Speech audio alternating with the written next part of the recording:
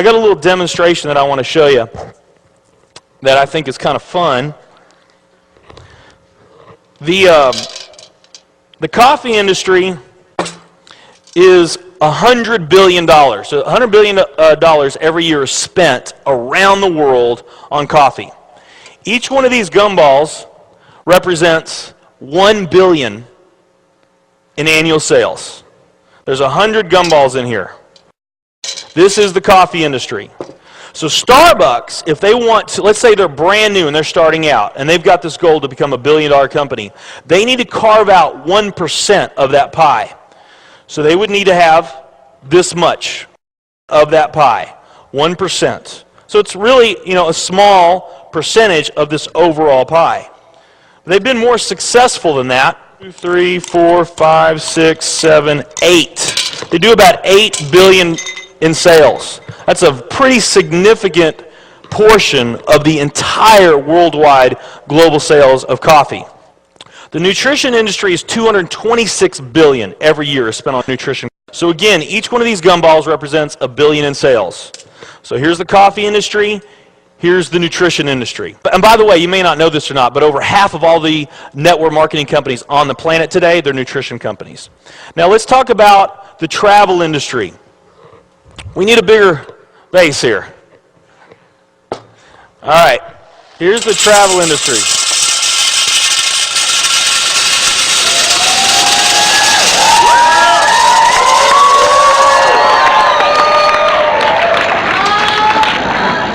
It's pretty impressive, right? Well, it doesn't stop there.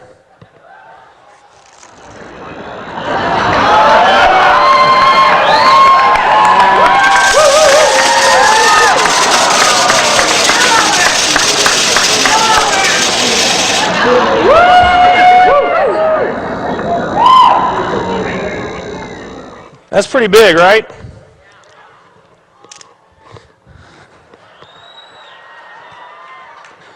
There's more.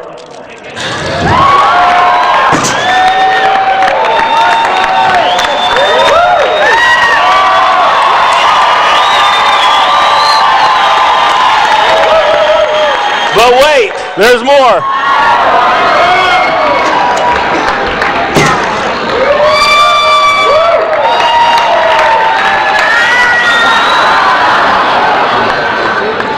And one more. All right. So here's coffee. Here's nutrition, the entire nutrition industry. Here's travel.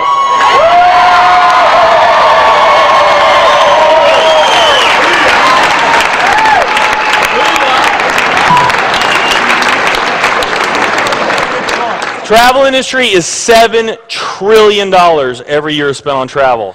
And they also say that the travel industry is going to grow from $7 trillion to $13 trillion over the next decade. Nutrition and travel.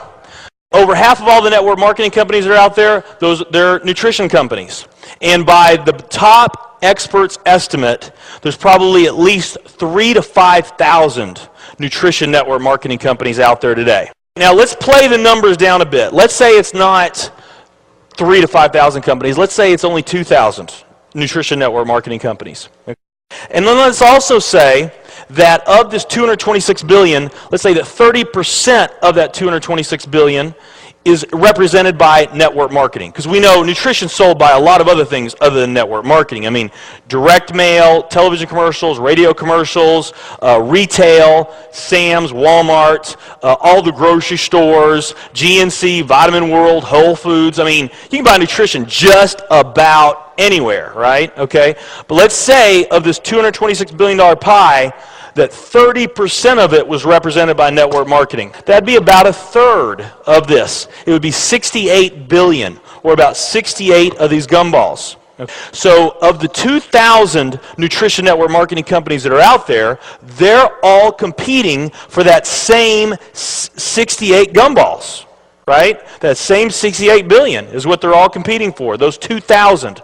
Now, if those 2,000 were all equal, that would represent 30 million in annual sales per company, okay, which is pretty significant by most people's standards.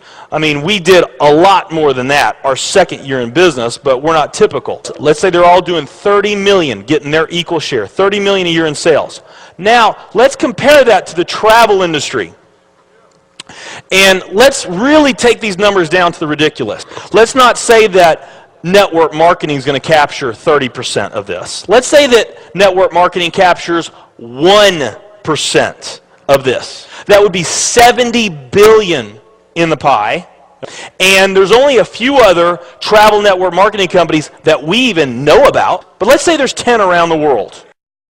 So you got 10 all competing over that $70 billion. And if each of those companies equally gained their share, it wouldn't be 30 million a year, it would be 7 billion a year. 7 billion a year. Another way of looking at these numbers is that if you, let's say that you knew that the very best way for you to achieve your financial dreams and your financial goals is to team up with a network marketing company, and there's two companies that you really like. One of them's a nutrition company, and one of them's a travel company. And let's say those companies are equal in every way. Okay, the only difference that we're going to talk about is the numbers that I just shared with you right here.